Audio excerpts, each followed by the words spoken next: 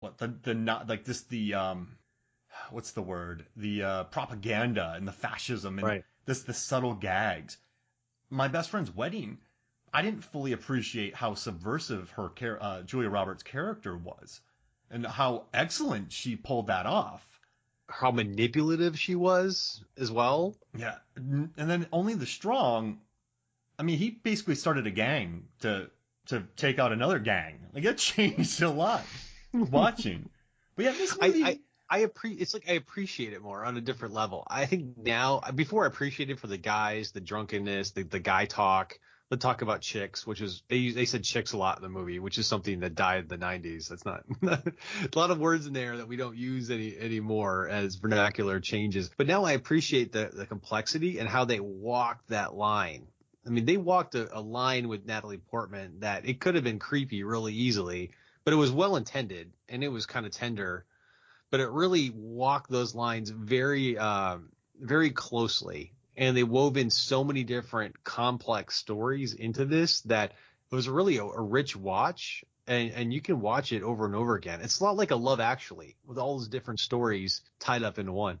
That character, though, of Marty. I mean, listen, you sent me that Charlie Rose interview. Every review I've read talked about how excellent Natalie Portman is.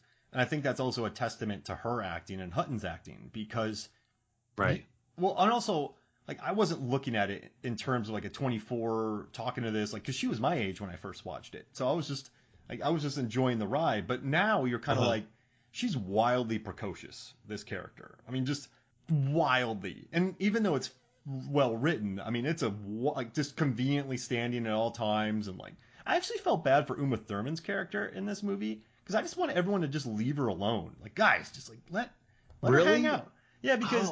Like Rappaport takes her to the place and messes with her, and then Dillon is talking to her, and then Hutton keeps hitting. And I was just like, "Yo, just let her be." You know, my perspective on that was completely different. Actually, I looked at it as they were longing for something beautiful. Rappaport with his pictures on the wall. You've got Matt Dillon longing for his high school days playing football as the most popular guy in high school. You had Timothy Hutton just smitten with anything that rolls by because he has no idea who he is.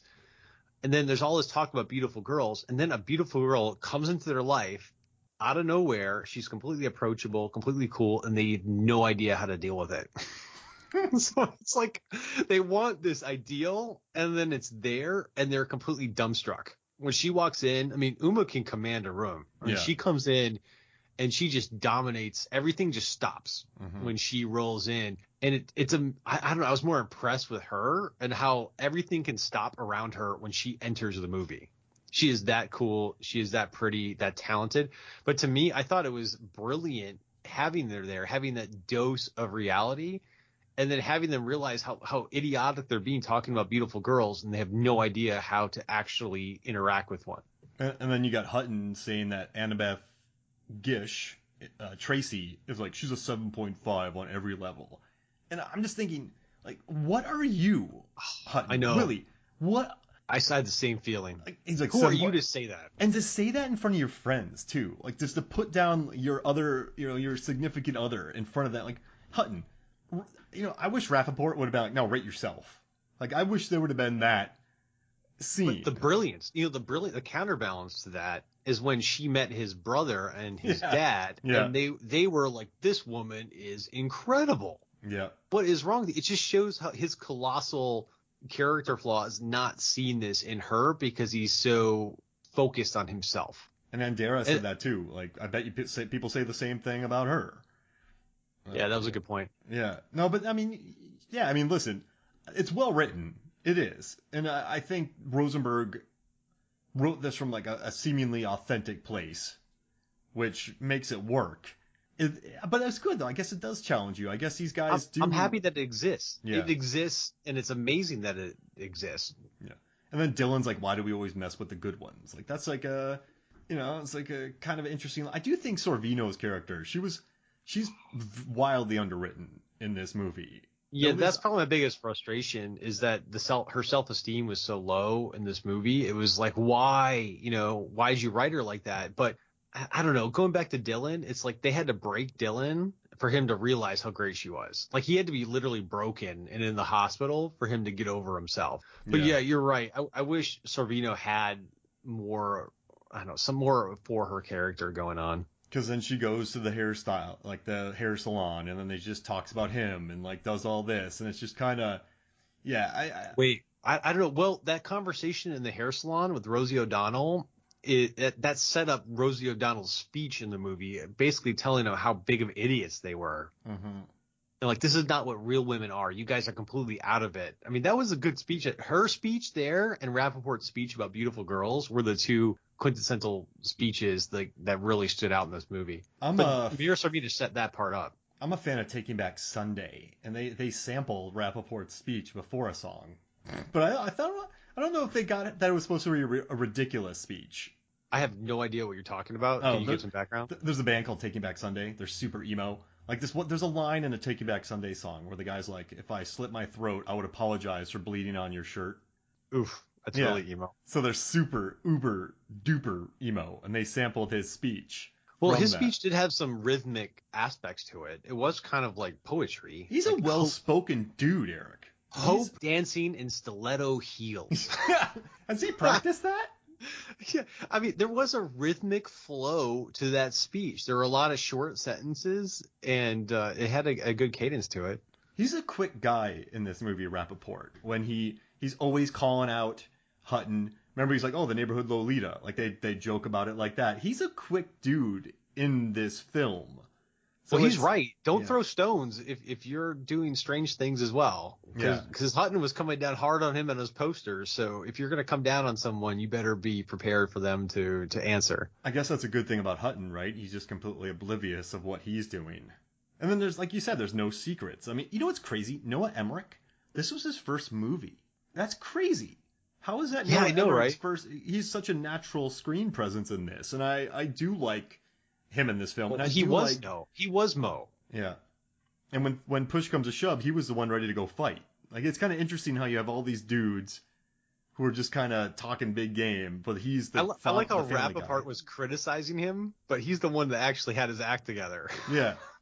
Like, man, what are you doing? Like, you're happy and you have like a beautiful family and a nice house, you know? But he doesn't realize how unhappy he is. But the guy's just ice skating with his kids, having a great time, enjoying life. Yeah. And Rappaport's a cheese eating, beer drinking, beer swelling, like bozo. So yeah, I mean, it's I guess it's just interesting coming back at it from 20 years worth of. Right. I got a question for you. How would you describe this movie? Because I think people didn't know how to describe it. I've heard it as a comedy. I've heard it described as a dramedy, some kind of combo between drama and comedy. For me personally, I think it's kind of the opposite of a damsel in distress movie, where these guys thought like some beautiful woman would come in and rescue them from all their flaws and their pain and their issues. To me, that's what it was. But how would you describe what is this movie? Just dudes get over themselves. Just plain and simple. Just grow up. Yeah. Come on, guys. Like, come on. But to their credit, they did learn at the end of it. Matt Damon had to be broken to realize how he needed to grow up. Timothy Hutton needed to be home drunk for 2 weeks to kind of realize what he had in front of him. So they were on the road to recovery. The problem was Matt Dillon was 32 when this came out. Hutton, I think, was probably, how old was Hutton when he made this movie? So Hutton was probably late 30s. So when you watch this movie, you're not watching 28-year-olds. I feel like you're watching, like, oh yeah, so he was 36, Hutton, when this came out. So you're watching this movie, and there should be 27-year-olds, but it's, like they're 30s, so they're older than they should be. So if you had a bunch of 25-year-olds doing stuff like this, it's probably a little bit more believable. But isn't that the norm in most movies where people are usually a few years older than what they're playing? Oh yeah, I mean, high schoolers, they're like 47. Oh, look at Dawson's Creek. Vanderbeek was like 30, right? Yeah, and that Never Have I Ever, there's a show we like that John McEnroe narrates. The kid's 30. So But I guess sometimes it's tough though when you watch movies about 25-year-olds and they have 35-year-olds because they just look so much older, so then you're associating them with being older characters, not 27-year-old characters. Still, this movie holds up, and I mean, there's a lot of like the Sweet Caroline moment when they're singing, the free apps moment when Noah Emmerich's beating up the husband. You mess with him, you mess with me, you mess with me, you mess with him, you do, and then they look at each other like, what's going on? And just Hutton smashes the bros' cars, which that's going to cost some money there in insurance. But yeah. But I mean, okay, so we didn't watch this for 20 years. 20 years went by. When you look back before you rewatched it for this episode, what was the main thing that you remembered about the movie? And for me, it was Natalie Portman. Yeah, I mean, it was that was the person. I think that for some reason the fishing, the boathouse scene with Uma Thurman and Timothy Hutton, because they played that a lot in the trailer. That scene. I really remember Max Perlich like, be cool for life. Don't be a stranger. That's where I got Don't Be a Stranger. And I've been using that ever since this movie, by the way. Just want to share that with you. I still use it to this day. And I think that like those three scenes probably, like those three are the things I take with me. Like, be cool forever.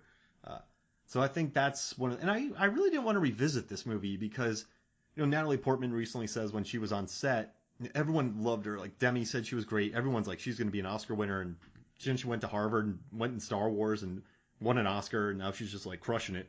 But she said that this role sort of messed her up because she was very aware that she was a 13-year-old playing a Lolita type, not like a Lolita character, but she's talking about her, like, that feels even weird saying, but she's like talking about even the scenes that she had to film with him where he had to come and kiss her on the cheek and like the looks on her face, and she's talking about like breast size with an adult.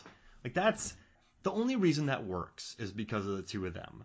And, maybe I should have realized this when I was 14 watching it. But where I'm at now, I'm like, this is not good, Hutton. Like, get out of there. Like, this, no. Even if you're... Well, he could get beaten up. Yeah. Right? Like, if her dad finds out. I mean, that's... Yeah, like, the skating bit, and, like, imagine if we were, like, Toby Emmerich and, like, watching Timothy Hutton do that. I would be like, yo, get out of here.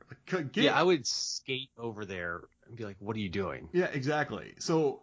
It's a thing that really, I think, in the end of the day, and 20 years later, people really haven't written about it. And the people writing about Portman's, her comments are like, yeah, the movie does reference that with the Lolita thing and all that.